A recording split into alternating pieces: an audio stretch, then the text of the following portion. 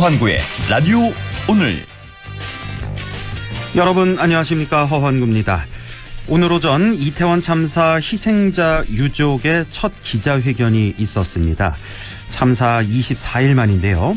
딸 미나 씨를 잃은 이종관 씨는 밤만 되면 딸이 문을 열고 올 것 같다며 울먹였는데요. 그는 참사 후 정부는 유족들의 모임을 구성하지도 심리적 안정을 취할 공간을 확보하지도 않았다며 다른 유족들과 합동봉안당을 만드는 것을 의논해보고 싶었는데 참사 17일이 지나서야 수소문 끝에 유족 몇 분을 만날 수가 있었다고 하소연했습니다. 또 사망자 이남훈 씨의 어머니는 아들의 사망 증명서를 들어보이며 사망 원인도 장소도 시간도 알지 못하고 어떻게 아들을 떠나보낼 수가 있겠나라며 울분을 토했습니다.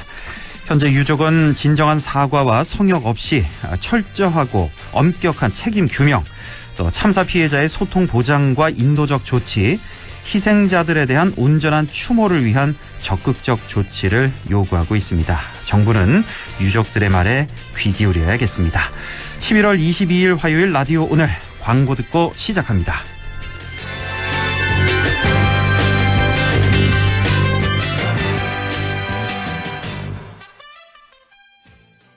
XM3 이텍 하이브리드 출시 기념 전차종 시승 이벤트에 초대합니다.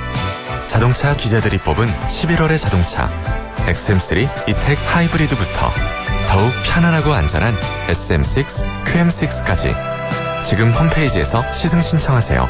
르노코리아 자동차. 이경이에요. 연말정산 때 황금 못 받는 분들께 음악 하나 띄워드릴게요. 모바일 퇴직연금의 진단관리부터 직접 찾아가는 전문 컨설턴트까지 하나은행 연금닥터. 퇴직연금 IRP는 가까운 하나은행에서 만나요. 원금 손실에 유의하시고 자세한 내용은 하나은행 홈페이지를 참조해주세요. 추워. 완전 겨울 날씨네. 역시 이불 밖은 위험해. 아니, 안전해.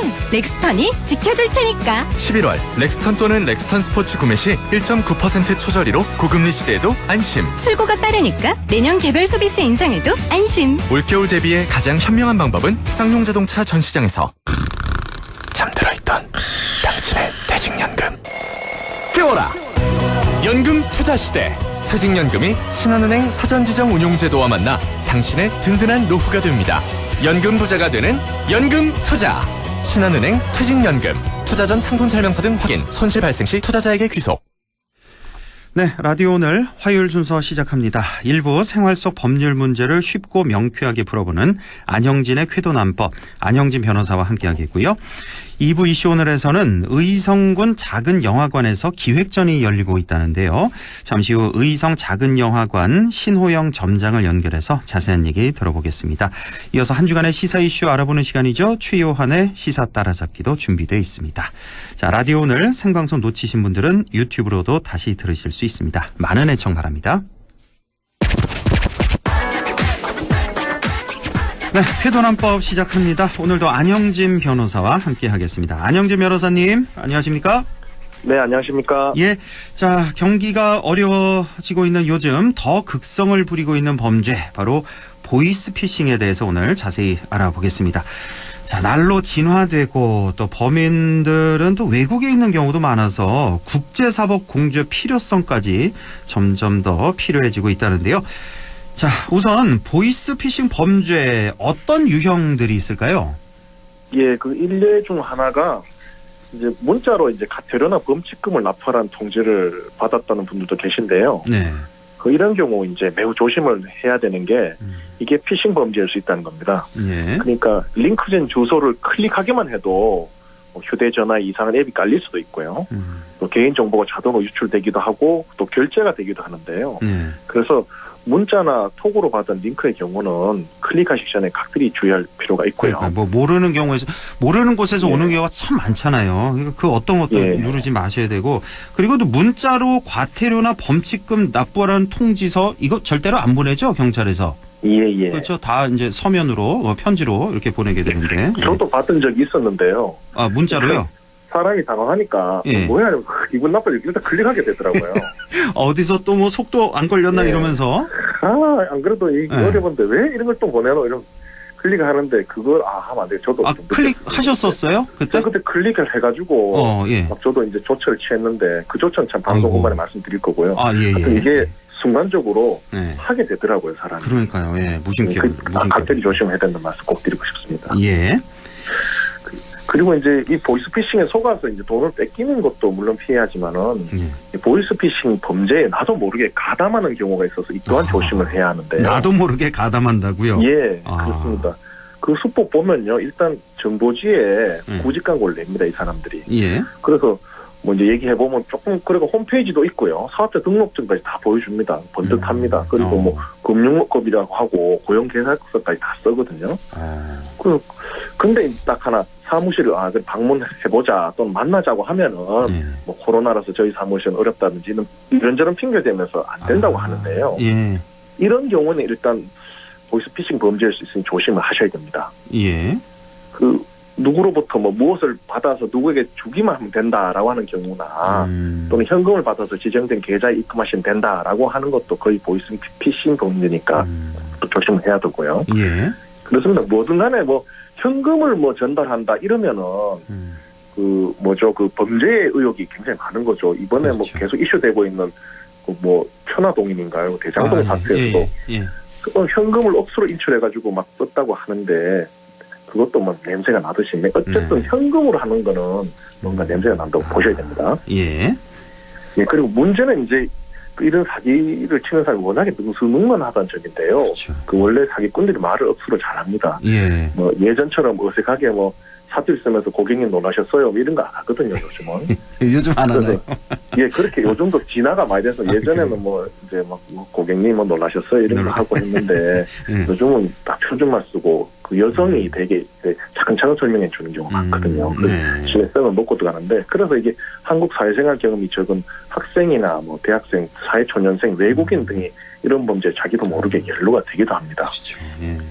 모르고 이제 한 거죠. 알바를 뛴 거죠. 근데 이제 이 수사를 받고 재판을 받으면서 나는 정말 그 보이스피싱이 몰랐다라고 항변을 하는 경우가 적지 않은데요. 이건 거의 받아들여지지 않습니다. 몰랐다고 해도 유죄 판결이 선고되는 경우가 거의 대부분인데 이게 법적으로는 사기 범행에 대해서 확정적이지 않지만 미필적 고의가 있었다라고 보는 경우인데요. 그래요. 거의 이게 사실 진짜 몰랐다고 항변해도 그걸 어떻게 몰랐을 수 있냐 이렇게 판단을 많이 하신 것 같아요. 근데 이제 이게 이 문제는 그렇습니다. 이제 몰랐다고 주장을 하면서 이제 그 사기 범행의 고의를 부인하면은 이게 유죄 인정될 경우는 범행을 반성하지 않았다고 해서 형량이 자백하는 것보다 높아지는 경우도 많거든요. 오히려 예. 그래서 좀 억울하더라도 그래 뭐 위험하게 가는 것보다 안전하게 가자 이렇게 해서 자백하는 경우도 이제 재판하면 많습니다. 내가 모르고 했는데도 그렇게 자백을 하는 게 형량을 줄일 수 있으니까. 그 모르고 해서 법원이 안 믿어주니까요. 예. 어떻게 그걸 모를 수 있냐 이렇게 이제 형성이 돼 있습니다. 분위기가. 정말 억울하겠네요. 이런 경우 당하면. 이런 경우가 종종 있다는 거잖아요.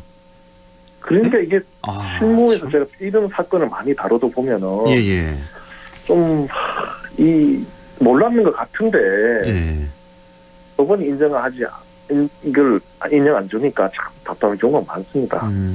이게 좀 실무적인 문제는 앞으로 좀 논의가 필요해 보입니다. 그렇네요. 왜냐하면 보이스피싱 범죄라는 게 속이는 거 전문이거든요. 이런 사람들이. 그러니까 이런 운반책도 잘 속여버리거든요. 그렇겠죠. 당연히. 근데 이게 실무에서는 하여튼 운반한 사람은 니는 알고 있었다라고 이제 보는 경우가 많아서 이제 그렇고 이 법무부가 최근에 보이스피싱 범죄의 사회적 심각성이 대두되고 있어서 그에 대한 구형을 좀 더 높게 하고 있거든요. 강화돼서 이제 검찰도 뭐 한 몇천만 원도 실형 구형하고 법원도 실형을 선고한 경우가 더 많아지고 있습니다.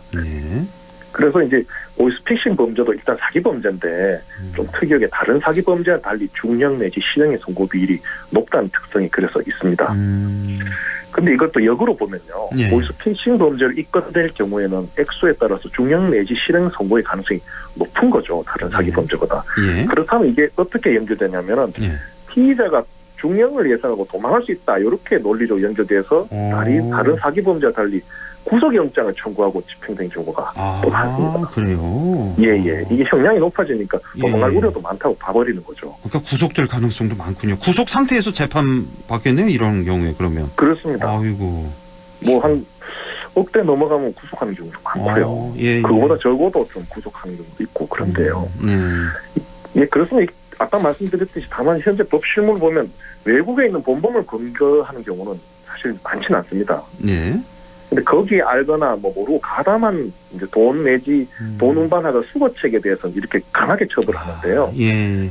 사실 이런 범죄에 연루된 사람들이 뭐 잘했다고는 할 수 없지만 사회적 약자인 경우가 많습니다. 그렇겠죠. 예, 돈이 급하고 예. 이런 사람들. 그렇습니다. 예. 그래서 하는데 이게 몸통은 건드리지 못하고 깃털만 강하게 처벌하는 그 실무의 경향이 과연 맞는가. 이게 참 개정요법인데요. 예. 모르겠습니다. 이좀 교대를 가등하긴 하는 분들도 많은 건 사실입니다. 예, 어쨌든 간에 이 보이스피싱 범죄는 다른 사기 범죄보다 중하게 처벌되고 구속영장까지 발부될 수 있으니까 예. 조금이라도 불분명한 곳에서 뭐 전화를 하거나 뭐 시킨 대로 하면 된다, 뭐 무엇을 옮겨주면 된다 이래 그렇죠. 하면은 예. 아예 안 하는 게 안전합니다. 아유, 예, 정말. 예. 그러니까 아까 처음에 그 뭐 링크 누르면 뭐 보이스피싱 예. 당하는 경우 이거는 그나마 괜찮은 거네요. 말씀 들어보니까 그러니까 정보제 일단 구직 광고를 내서 이거 뭐 요 물건 요거만 누구한테 전해주면은 뭐 20만 원 준다, 30만 원 준다 이거 아니에요. 맞습니다. 근데 이게 나중에 맞습니다. 이제 발각되면은 나도 모르게 여기에 이제 가담한 사람이 되는 거니까. 또 하나 그리고- 꼭 말씀드리고 싶은 거는 예. 그게 1억 원을 받아서 저기 다 옮겨주고 자기는 20만 원 받았는데 예. 문제는 민사소송을 받게 되면 이 사람이 그 이제 불법행위의 공범이 돼서 1억을 다 물려줘야 됩니다. 아이고, 야. 참. 예, 그래서 나는 조금 가담했으니까 조금만 물려주면 되지 않느냐라고 예. 생각하시면 그거는 법적으로는 아니고요. 조금 가담해도 그 공범 전체의 그 불법행위에 대해서 책임을 져야 되니까 1억 원을 돌려줘야 돼서 그러니까. 뭐 형사처벌받고 민사소송 매덕 맞고 이러니까요. 이거 참 너무 굉장히 조심해야 돼요. 그러니까 그런 경우 아니면 뭐 계좌 이체 같은 거 아까 말씀하셨듯이 그렇습니다. 요거만 요 누구 통장으로 이체만 해주면 된다. 그럼 뭐 2, 30만 원 줄게. 그러니까 세상에 돈 쉽게 버는 건 없어요. 그렇죠? 아 누가 예. 미쳤다고 요거만 옮겨주면 2, 30만 원 누가 줍니까? 세상에. 원래 사기란 게 예. 인간이 공짜를 바라고 예. 좀 쉽게 벌려는 그런 점을 이용하는 게 사기거든요. 아, 그래서 공짜는 없다는 생각하시고 뭔가 너무 쉽다 이러면 또 조심을 해봐야 되는 게 그 사기입니다. 반성합니다. 저도. 저도 반성합니다. 아이고, 예, 그렇군요. 예. 좀 미리 알았더라면 하는 생각도 힘들고. 자, 그리고 또 이런 경우도 있어요. 왜 비행기 탈 때 특히나 조심해야 되지 않습니까? 비행기 뭐 배 탈 때. 예, 아, 요거 좀 잠깐만 좀 들어줘. 이렇게 뭐 또 뭐 할머니가 예, 맞습니다. 뭐 몸이 약한 사람이 이런 맞습니다. 걸 이용해서 보이스피싱 범죄도 늘고 있다면서요. 예, 이 바로 마약인데요. 예. 아까 말씀 주셨듯이 이렇게 뭐 비행기나 뭐 타려고 하는데 아주 선량하게 생긴 노인이라든지 여성 또는 이래 부부가 와서 예. 아니 내가 뭐 면세 한도가 다 차서 그렇다든지 또는 뭐 깨를 좀 가져가야 되는데 내 손자 키우는데 깨가 요게 몇 킬로그램 더 들고 가야 된다고 좀 들어만다 이렇게 부탁하면은 이거 안 들어줄 수 없지 않나요? 예, 이런 경우에. 뭐 도와주거든요. 그리고 그러니까. 그보다 이게 사람이 여행을 할 때는 기분이 좋습니다. 아, 그렇죠. 그럼 부탁하면 정서 안 들어줄 것도 들어주거든요. 예. 그런데 문제는 이제 그 안에 마약이 숨겨져 있거나 또는 이 녹아 있거나 그럴 수 있다는 점입니다. 예. 그래서 이 외국에서 이 선의로 그랬다가 탐지견 내에서 발견돼서 마약 소지죄로 체포되고 막 징역을 살기도 하는데요. 이런 거 뭐 영화도 예, 나왔지 않나요? 영화로도 저 영화 나왔습니다. 봤는데 이거. 예. 그래서 뭐 예. 외국에서 뭐 체포돼서 몇 년간 수감 생활하면서 뭐 재판 받고 그랬던 영화. 예, 맞습니다. 제목은 기억 안 나는데. 뭐 예. 외국도 수영생활 하면 인권이 우리보다 많이 못하는 데도 많습니다. 그래서 그렇겠죠. 이 중고를 겪는데요. 예. 이게 참 코로나 규제가 풀리고 또 해외 패키지 여행 상품 등이 막 폭증하고 있고 또 엔저 현상 때문에 점점 되고 그렇죠. 있는데. 예. 아, 그 영화가 집으로 가는 길이래요. 밖에서 알려주네요. 예, 그렇습니다. 그 영화가 실제로 그 적장이 일어나고 있습니다. 그러니까요. 예. 또 중요한 건 우리 이제 한국에서 국민들이 마약 청정국이라고 해서 마약에 대한 좀 경각심이 좀 약합니다, 사실. 그렇죠. 내일이 아니겠지 이래 생각이 좀 많습니다만은 그런 점 때문에 우리가 이용 타깃이 되곤 합니다. 그리고 실제로 지금 보도에 하면 전국에 뭐 이렇게 하수도 처리장을 이렇게 가가지고 검색을 해보면 상당 부분의 하수 처리장에서 마약 성분이 검출된다고 하거든요. 그렇습니까? 예, 그렇습니다. 그 보도된 바인데 그래서 우리도 이제 마약 청정국이라고 보기엔 좀 경계를 해야 된다. 네, 예. 그래서 이건 특히 여행 가셨을 때 이거 얼마나 좋습니까? 여행 갔다가 이거 기분 좋은데 이랬다가 막 정말로 그럼요. 뭐랄까요, 인생이 정말 접히는 거죠. 그래서 그러니까요. 각별히 좀 요즘에 이런 좀 조심해 주십사 하는 마음이 있습니다. 그러니까요. 뭐 외국 같은 경우 제 기억에 중국인가요? 여기는 뭐 마약 범죄 이런 거 상당히 또 강하게 처벌을 사용하거나 그렇습니다. 예, 예. 그러니까요. 어우 정말 특히나 출입국 하실 때 뭐 배 타고 비행기 타고 어디 나갔다 들어오실 때 누가 짐 들어달라는 거 아니면 뭐 조그마한 뭐 가벼운 가방 뭐 이런 것도 절대 안 됩니다. 예. 이거 들어주시면 안 되겠습니다. 예. 예. 자 그런데 아까 얘기 조금 이어지는데 돈을 이렇게 보이스피싱 당해서 내가 어디 이제 돈을 송금을 했어요. 돈을 보내고 난 후에 그때 보내고 나서 꼭 이걸 당했구나라는 걸 또 깨닫게 되잖아요. 예, 맞습니다. 자 그럴 때 우리가 어떻게 대처하는 게 가장 현명한 방법입니까? 일단 지난 방송에 잠깐 말씀드린 바 있는데 워낙에 중요한 거라서 제가 좀 자세히 좀 말씀드리겠습니다. 예. 일단 가장 중요한 건 속도고요. 네. 다시 말해서 우리가 이제 송금을 했을 때 예. 그거를 못 빼도록 막아야 됩니다. 예. 그게 일단 첫 번째입니다. 아하. 그래서 이제 바로 경찰청 112죠. 또는 금융감독원 1332입니다. 아니면 송금 내지 입금한 금융회사의 고객센터에 즉시 피해 사실 알려서 지급 정지를 시켜버려야 됩니다.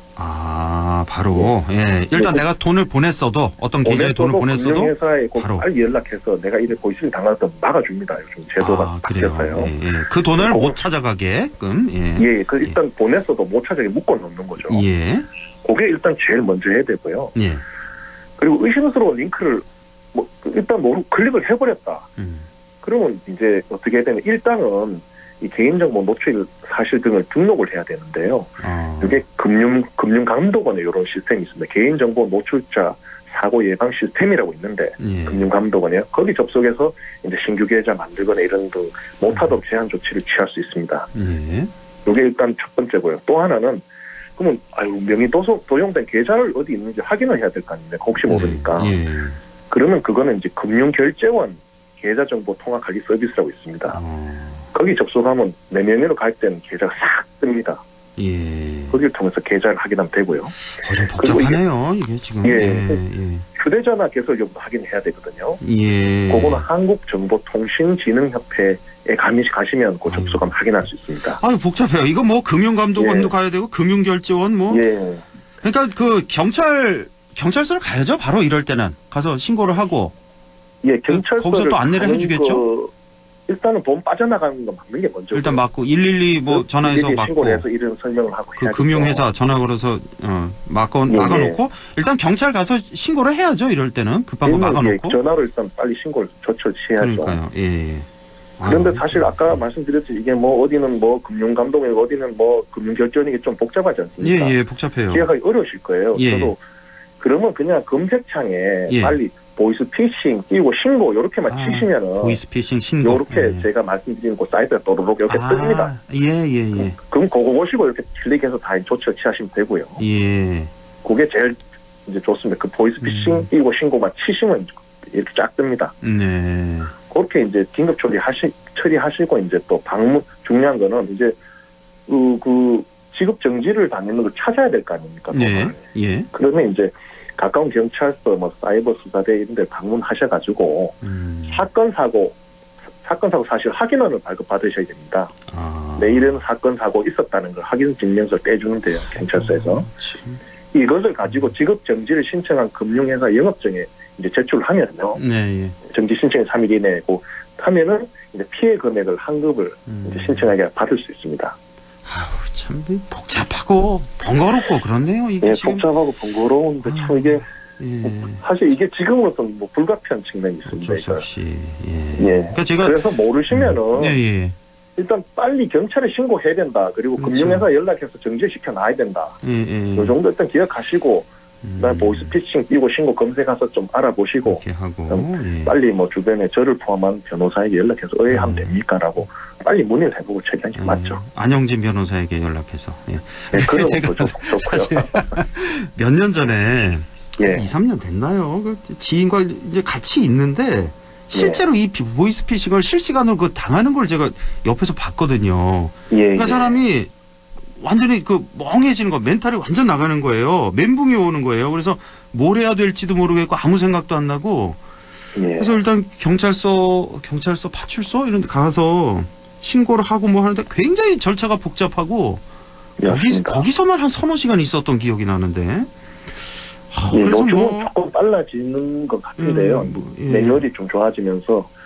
그렇습니다. 이게 보이스피싱 범죄 일단 처음에 사람을 놀래키게 합니다. 그러니까요. 예를 들면 뭐 아들내미가 지금 교통사고가 나고 입원해 있는데 돈이 긴급히 필요하다든지 아니면 누구누구씨 뭐 일부 개인정보를 알고 있어요, 걔들이. 그래서 혹시 주민등록번호 이게 맞냐고. 맞습니다. 이러면 지금 그쪽 계좌 해킹을 당해가지고 그런데 빨리 딴 데로 옮겨야 된다. 뭐 이렇게 얘기하면 사람이 놀래면 그래요 뭐 해야죠. 고맙습니다. 이래가 막 하거든요. 이런 당황하는 어떤 전화를 받았을 때 반드시 의심을 해봐야 됩니다. 이거 보니까 당하고 나서 뭐 돈 30만 원, 40만 원 붙일 송금한 거 이거는 눈에 안 들어오고 여기 온갖 뭐 휴대전화부터 해서 계좌, 카드 뭐 이런 거 다 정지시켜야 되고 또 나중에 또 다시 살려야 되고 굉장히 복잡하더라고요 정말. 그래서 진짜 이 문자 오는 거 아까 그 URL 그거 절대로 누르지 마시고 조심하셔야 되겠습니다. 이거 안 당해보면 모르더라고요 이거 보이스피싱. 이거 그렇습니다. 저도 한번 당할 뻔했는데요. 근데 또 그런 것도 있어요. 막 아버지 뭐 사랑해 이렇게 보내거든요. 어르신들 보고 아이고 이렇게 누르신다고요. 절대로 그거 누르시면 안 된다. 다시 한번 강조드리고 싶습니다. 안영진의 쾌도난법 오늘 보이스피싱에 대해서 이렇게 얘기 나눠봤습니다. 안영진 변호사님 고맙습니다. 네, 감사합니다. 네, 라디오 오늘 잠시 후 2부에서 뵙겠습니다.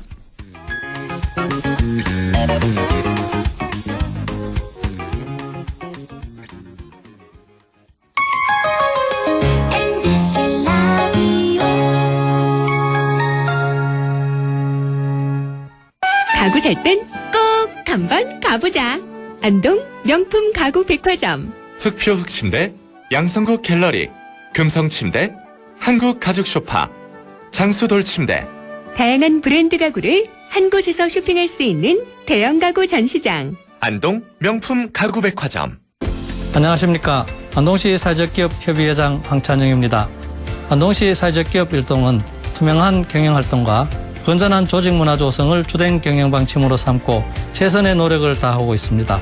앞으로도 청렴과 공정을 실천하여 사회적 책임을 다하는 기업문화 조성에 앞장서겠습니다. 며느라 밥 했어? 설거지 했어? 쓰레기 버렸어? 청소했어? 빨래했어? 개밥 줬어? 아들 낳았어? 딸 낳았어?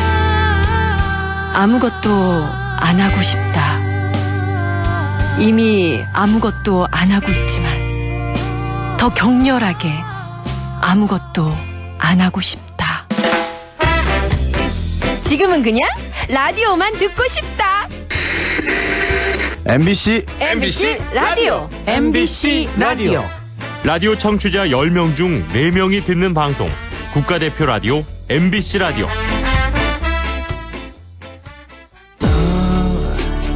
마음을 열어줘.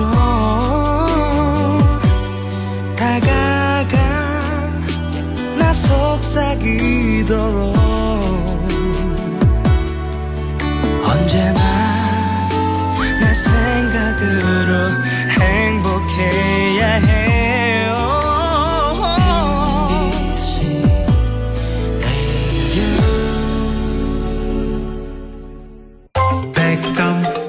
MBC 라디오. 네, 6시 28분 49초 지나고 있습니다. 이슈 오늘 시작하죠. 영화관이 없어서 영화가 보고 싶어도 볼 수 없는 그런 지역이 꽤 있습니다. 몇 해 전부터 이런 지역에도 작은 규모의 영화관이 생겨서 주민들의 문화 갈증을 해소시켜주는 소중한 역할을 하고 있습니다. 의성군 작은 영화관에서는 어제부터 기획전이 열리고 있다는데요. 의성 작은 영화관 신호영 점장을 연결해서 자세한 얘기 나눠보겠습니다. 신호영 점장님 안녕하십니까?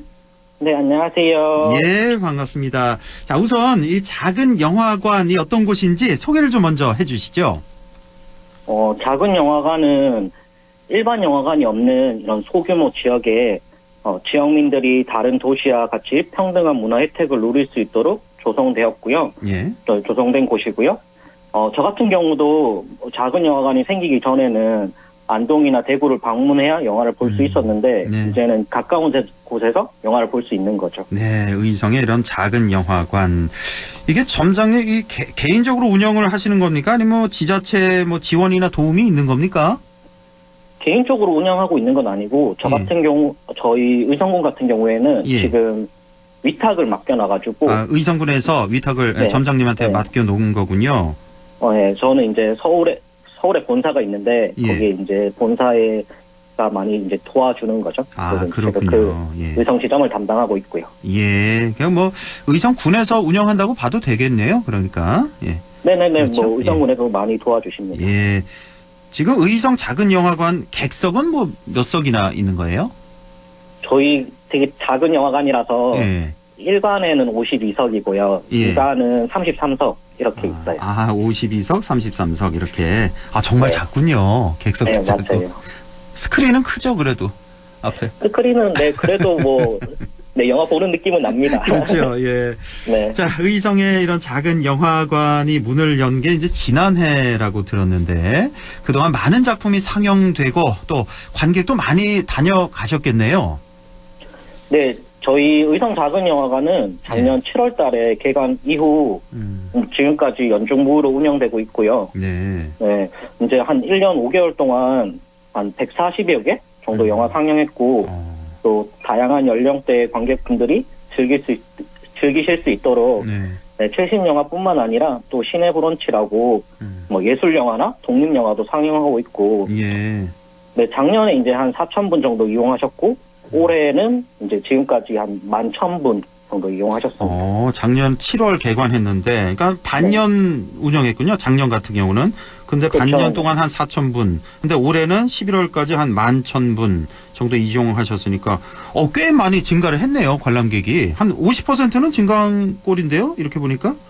네, 아무래도 그렇죠? 작년에는 뭐 지금까지도 코로나 문제가 있지만 작년에 아무래도 코로나로 거의 맞아요. 올해부터 또 영화관에서 이제 팝콘 또 먹을 수 있게 돼서 그래서 이제 좀 차이가 나는 것 같아요. 작은 영화관에도 팝콘 파시는군요. 네, 팝콘 당연히 팔고 있습니다. 여기가 그러니까 입장료가 있긴 있잖아요. 뭐 최신 영화 같은 경우는 그렇죠? 똑같이 네네네. 개봉하는 거죠. 여기도 다른데 개봉한 날짜 맞춰서. 네, 다른 멀티플렉스 영화관이랑 똑같습니다. 똑같이 개봉한. 똑같은 거예요. 근데 예를 들어 멀티플렉스 영화관이 요즘 뭐 10,000원이 넘어가나요? 예를 들어 만 원 넘어가죠. 네, 제가 듣기로는 주말에는 15,000원까지 한다고 듣고. 그렇습니까? 네. 몰랐네요. 여기는 뭐 최신 영화 같은 경우는 입장료가 어느 정도나 돼요? 저희는 그러니까 따로 이제 할인 같은 건 없는데 7,000원에 관람하실 수 있어요. 이거 뭐 절반 수준이군요. 네. 그렇군요. 예. 관객들 반응은 어땠나요? 아무래도 그동안 의성에서는 그 최신 영화를 바로 볼 수 있는 곳이 없다 보니까 좀 그랬는데 의성 작은 영화관이 생기고 나서는 이제 다른 뭐 이런 멀티플렉스 영화관, 도시의 멀티플렉스 영화관이랑 마찬가지로 최신 영화를 이제 바로 즐기실 수 있게 돼서 좋아하시고 또 가격도 아무래도 거의 이제 반값이다 보니까 부담 없이 찾으시는 것 같아요. 그렇군요. 잘 모르시는 분들을 위해서 의성 작은 영화관 위치하고요. 영화 관람 방법도 좀 안내를 해 주시죠. 네, 저희 영화관은 그 의성군청 위치에 의성군청 뒤편에 그 청소년 문화의 집이라는 건물이 있는데 그 옆에 위치하고 있습니다. 예. 네. 그리고 영화 관람 방법 같은 경우에는 뭐 인터넷에 의성 작은 영화관을 검색하시면 홈페이지에서 인터넷 예매를 하셔도 되고 아니면 현장에 오셔서 예매를 하셔도 됩니다. 그렇군요. 예, 의성 군청 뒤편에 청소년 문화의 집 그 바로 옆에 위치하고 있다는 말씀이시고, 자 어제부터였죠. 작은 영화관에 이제 기획전이 열리고 있다는 소식인데 이 어떤 기획전이 열리고 있는 겁니까? 어떤 기획전이요? 예. 기획전 소개를 좀 해주시죠. 이 작은 영화관 기획전은 이제 수익을 목적으로 하는 상업 영화만이 아닌 다양한 독립 영화나 예술 영화를 상영함으로써 국민들에게 다양한 영화를 접할 수 있는 기회를 제공하는 행사인데 이번에 의성 작은 영화관도 신청해서 돼가지고 어제부터 시작해서 이번 주 일요일까지 다양한 영화 프로그램이 준비되어 있고 여기 기획전 프로그램 같은 경우에는 모두 이제 무료로 관람하실 수 있기 때문에 무료로 다. 네, 시간 되시면 편하게 방문해 주세요. 예, 뭐 독립영화, 예술영화 위주로 이렇게 상영이 되는군요. 모두 다 무료로 관람하실 수 있다는 거. 7개 섹션으로 나눠서 13편의 영화가 상영된다는 소식인데 조금 더 소개를 해주실까요? 어떤 영화들이 상영되는지요? 네, 그냥 간단하게 이제 설명드리면 뭐 가족의 의미를 뭐 이렇게 다시 생각해 볼 수 있는 마림 씨를 부탁해라는 영화부터 아니면 뭐 음악을 소재로 한 비긴 어게인, 코다, 송해 1927 등이 준비되어 있고 또한 뭐 아이들을 위해서 로보카폴리아 배우는 안전 이야기 등 애니메이션 영화랑 교육 프로그램도 준비되어 있습니다. 그리고 그 밖에 이제 명성황후 실황 중계, 중경삼림, 1984 최동원 등 다양한 연령대가 즐기실 수 있도록 준비되어 있습니다. 예, 그 송해 1927은 그 송해 선생님 영화 그 맞나요? 네, 맞아요. 송해 선생님 맞아요. 그렇군요. 예. 자, 그리고 이뿐만 아니라 안전교육과 꿈에 대한 교육 프로그램도 상영된다면서요? 네, 이게 단순히 이제 영화만 트는 게 아니라 내일 또 예정돼 있는 뭐 로고파폴리아 함께 배우는 안전 이야기는 이제 영화가 끝나면 강사님이 교육 프로그램 또 진행해 주시고 또 모레 이제 나의 꿈 이야기라는 프로그램은 코다라는 영화를 보고 이제 진행하는 건데 코다라는 영화가 이제 꿈을 찾아가는 이야기를 다룬 영화거든요. 그래서 이제 영화가 끝나고 강사님과 꿈에 대해서 이야기해보는 프로그램이 진행될 예정입니다. 그렇군요. 예. 자, 이번 기획전 즐기려면 어떻게 해야 되는지 아까 관람료는 무료라고 말씀해 주셨는데 조금 더 설명을 해 주신다면요? 네, 관람료는 무료고요. 기획전은 이제 뭐 이게 인터넷 예매는 안 되고 현장에서 오시면 이제 선착순으로 티켓을 배부하고 있거든요. 그렇게 편하게 오시면 됩니다. 예, 그냥 현장에 가시면 되겠습니다. 자, 영화관을 찾아오신 분들께 뭐 당부 말씀이나 덧붙이고 싶은 말씀이 있다면 마지막으로 좀 전해주시죠. 네, 코로나로 인해서 어려운 시기에도 꾸준히 의성 작은 영화관을 방문해 주신 국민분들께 감사드리고요. 아직도 코로나로 인해서 외출을 통해 문화생활을 즐기시는 게 어려우실 수는 있지만 기획전을 통해서 의성 작은 영화관 한번 방문해 주시면 감사하고 기획전 기간 동안 무료로 영화를 즐기실 수 있을 뿐만 아니라 최신 개봉작도 저렴한 가격으로 관람 가능하시니까 많이 찾아주세요. 또 재밌는 영화도 보시고 맛있는 팝콘도 드시러 방문해 주시면 감사하겠습니다. 네, 알겠습니다. 지금까지 의성 작은 영화관 소식, 기획전 내용까지 이렇게 알아봤습니다. 좀 더 이제 활성화가 돼서 많은 분들이 좀 찾아주셨으면 좋겠네요. 점장님, 오늘 말씀 고맙습니다. 네, 감사합니다. 네, 지금까지 의성 작은 영화관 신호영 점장이었습니다. 라디오 오늘에서는 청취자 여러분의 참여를 기다리고 있습니다. 우리 지역에서 발생한 사건 사고 소식이나 함께 토론하고 싶은 내용을 안동 MBC 홈페이지 라디오 오늘 게시판에 올려주시기 바랍니다.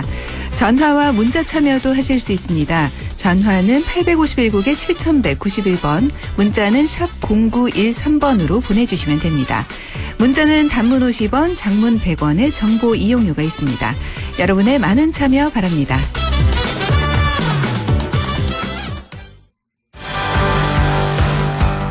네, 최유한의 시사 따라잡기 시작합니다. 오늘도 최유한 시사평론가와 함께하죠. 안녕하십니까? 예, 반갑습니다. 최유한입니다. 아유, 오랜만입니다. 10주 만에. 예. 그동안에 최유한 평론가 왜 안 나오냐고 이런 전화도 많이 받았어요. 아이고, 예. 열심히 하겠습니다. 자, 오늘 쭉 보니까 한 7가지 큰 주제를 가져오셨는데 먼저 코로나 얘기부터 좀 시작하죠. 이제 슬금슬금 좀 느는 것 같은데 지금 뭐 한 7만 명대 이렇게 증가했다고요? 예, 질병관리청 중앙방역대책본부는 오늘 0시 기준으로 국내 코로나19 신규 확진자가 72,873명이라고 밝혔습니다. 이게 검사량이 평일보다 급감하는 주말 영향이 반영된 어제 월요일보다 약 49,700여 명 늘은 수치거든요.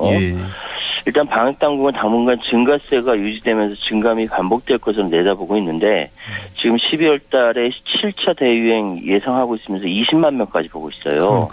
그렇기 때문에 지금 개인 위생을 개인이 알아서 챙겨야 하는 상황이라는 이야기를 말씀을 드리고 싶고요. 지금 위중증 환자는 하루 새 4명이 더 늘어서 461명입니다. 이게 에크모 달고 계신 분들이기 때문에 참 위험한 상황이라는 말씀드리고요. 그리고 어제 사망자는 45명. 그 월요일보다 10명 늘었고요.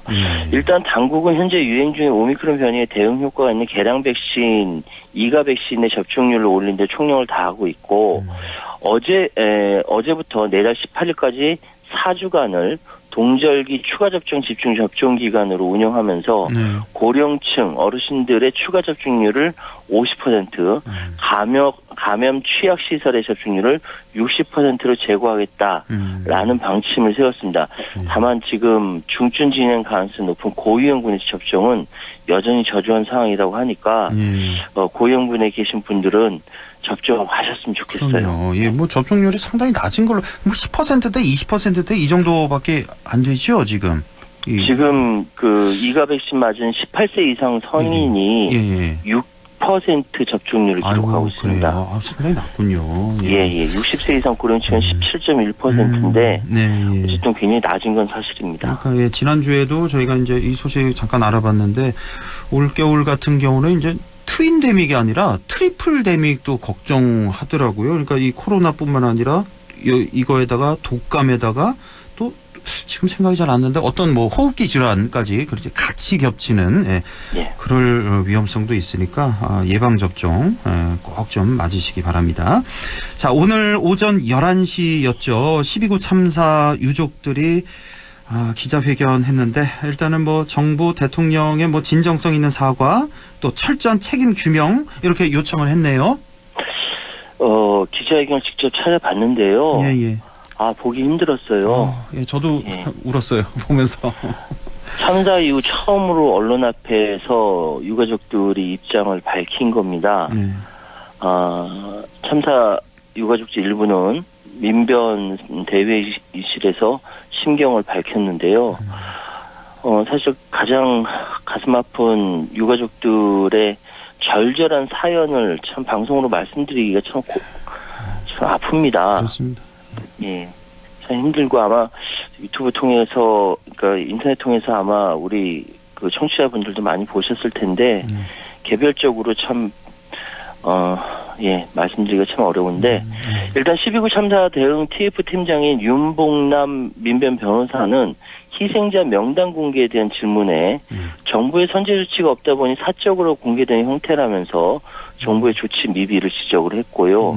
명단 공개가 잘 됐는지 말았는지가 핵심이 아니고 정부가 희생자 추모를 위해 공개하렸는데 동의하는지 묻고 공개하면 될 것인데 본질이 호도되고 있다. 동의하에 명단 밝히는 게 핵심이다. 라고 덧붙였습니다.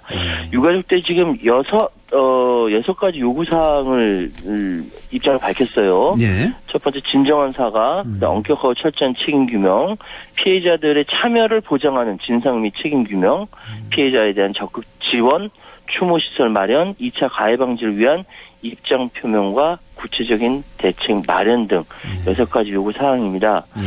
일단 대통령실에서는 이 유가족과 부상자들에게 특별법 제정에서 보상하는 방안까지 검토한다라는 얘기까지 나왔었는데요. 일단 다만 국가배상 책임을 인정하면서 수사 가이드라인을 제시하는 것을 비칠 수 있기 때문에 조심스러워하는 길도 읽히고 있습니다. 그동안에 12구니까 벌써 이제 한 달이 가까워 오는데 그다음 뭐 대통령 순방도 있고 그래서 약간 좀 묻힌 면이 있는데 다른 거 할 얘기가 워낙 많습니다만은 맞습니다. 대통령의 그 정식 사과는 있어야 되지 않을까? 이제 정식으로 저번에 종교 법회에 가서 유감 표명을 했긴 했습니다. 그런 거 말고 대국민 사과 이 정도 참사에는 있어야 되지 않을까 하는 생각이 좀 드는데요. 우리 평론가님은 어떻게 생각하세요? 사실 지금까지 여러 가지 참사가 많았었던 거는 다들 기억하실 텐데요. 그때마다 대통령의 사과가 있었습니다. 대국민 사과 있었죠. 대국민 사과가 있었고요. 그런데 지금 사과가 없는 것은 정치 논쟁화 될까봐 좀 겁을 내는 것 같아요. 지난 박근혜 정부 때도 세월호 사건이 있을 때 이것이 이제 결국 정쟁화되면서 박근혜 정권의 치명타가 됐거든요. 그것을 떠나서 일단 유가족들의 마음을 어루만져주는 정부의 조치가 필요하지 않을까 그렇게 생각이 됩니다. 자, 대통령실이 오늘이죠. 바로 오늘 오후 3시에 장경태 민주당 최고위원을 허위사실 유포 혐의로 지금 형사 고발을 했습니다. 최근에 장경태 의원이 좀 구설에 많이 올랐습니다. 뭐 빈곤 포르노 그 발언도 있었고 김건희 여사 그 사진 촬영권이죠 이번에 고발한 게. 그렇습니다. 지금 장경태 최고위원이 김건희 여사의 캄보디아 하나 방문 사진에 대해서 최고위원회 회의에서 최소 2-3개의 조명 등 현장 스튜디오를 동원한 콘셉트 촬영이다라고 발언한 이 부분에 대해서 가짜뉴스고 이 가짜뉴스를 SNS에 게시한 것은 분명히 형사 고발 감이다라고 해서 일단은 고발을 했어요. 그러니까 일단 법적 조치하는 이유 3가지를 제시했습니다. 첫 번째는 순방기 전에 취재를 불허하고 비공개로 김 여사 일정이 진행됐지만 조명이 없었던 것은 현장 사진 등의 물증에 의해 명백하다라는 대통령실의 주장이고요. 두 번째로는 이렇게까지 얘기했는데 외신에 근거가 있다면서 허위 사실을 계속 부각해서 문제라는 주장. 마지막으로 장경태 최고위원의 김 여사 관련 발언이 외교 국익을 정면으로 침해하고 국민 권익에 직접 손해를 끼쳐 묵과하기 어렵다. 이 3가지를 들었습니다. 일단 우방국인 캄보디아 정부가 해당 일정에 대해서 감사의 뜻을 전달하고 있는데 대한민국 야당이 오히려 가짜뉴스를 퍼뜨리고 있다. 국익에 도움이 되지 않는다라면서 고발한 것입니다. 네, 그렇군요. 자, 그리고 야권은 일제히 지금 대통령 어제 아침부터였죠. 이제 도어 스태핑을 중지했는데 이 중지한 것에 대해서 지금 비판하고 나선 이런 상황이네요. 그렇습니다. 지금 박홍근 원내대표는 오늘 원내대책회의에서 스스로 만든 불통과 오기의 거대한 벽이 지금 윤석열 정권의 민낯이다. 194일 만에 중단했는데 개방의 상징을 불렸던 대통령실 1층 현관에는 거대한 조형물 설치했다라고 지적을 했고요. 김성환 정책위 의장은 이럴 건 뭐하러 대통령실로 옮겼나. 아무리 봐도 첫 단추를 잘못 끼운 것 같다. 이제라도 처내로 돌아가라. 이렇게 지적을 했습니다. 여기에 비해서 국민의힘은 대통령실을 적극 엄호했거든요. 그러면서 안도의 목소리도 나오고 있는 거예요. 오히려 안도를 한다. 도어스태핑 중단이. 도어스태핑이 중단된 것이. 워낙에 말이 많아서. 윤 대통령의 치적인 반면 동시에 리스크로 작용했기 때문입니다. 여러 사람들이 어제 같은 경우는 예전부터 이 부분에 말이 여러 가지가 이야기가 있었는데 대통령의 이야기는 천금 같다라는 이야기도 나왔었고요. 근데 그러니까 국민의힘에서는 적극 엄호하는 동시에 오히려 다행이다라는 안도의 목소리도 나온다. 근데 이게 이미 지나간 일이기 때문에 이렇게 근데 지금 상황이 다시 이렇게 재개되려면은 어떤 모멘텀이 주어져야 될 것 같아요. 그러지 않으면 다시는 재개가 되지 않을 것 같은데 어쨌든 이 상황은 좀 더 두고 봐야 될 것 같습니다. 이 도어스태핑 중단된 게 이제 MBC 기자와 그 홍보 비서관이었죠. 비서관의 그 설전 때문인데 이 문제 어떻게 보셨습니까? 그 기자와 비서관의 그 설전. 사실 이건 설전을 이야기하자면은 이전에 있었던 MBC의 보도에 대해서 이야기가 돼야 되고 MBC가 보도한 것은 MBC만 보도한 거 아니지 않습니까? 다른 언론사들도 다 같이 보도한 건데 왜 이렇게 됐는가에 대한 더 먼저 순방했었을 때 발언까지 이렇게 올라가야 되기 때문에 이 이야기는 되게 복잡해져요. 그렇기 때문에 사실은 현재의 언론에 대한 언론에 대해서 바라보는 대통령실의 관점과 일반 언론에서 어떻게 보도해야 될 것인가에 대한 서로 관점을 좀 맞춰보는 게 좋지 않을까. 지금 이런 상황이라면은 대통령실에 대한 보도를 하나도 못하게 생겼는데, 이 부분에 대해서는 좀 서로 터놓고 이야기가 충분히 가능할 것 같은데, 감정으로 많이 상해져 있으니까 이야기가 안 되는 것 같은데요. 그러니까요. 참 비서관과 설전을 벌인 MBC 기자, 기자에 대해서 뭐 살해 예고까지 등장했다, 뭐 경찰 수사에 나서 이런 얘기까지 있잖아요. 이게 이제 도를 넘어선 거죠.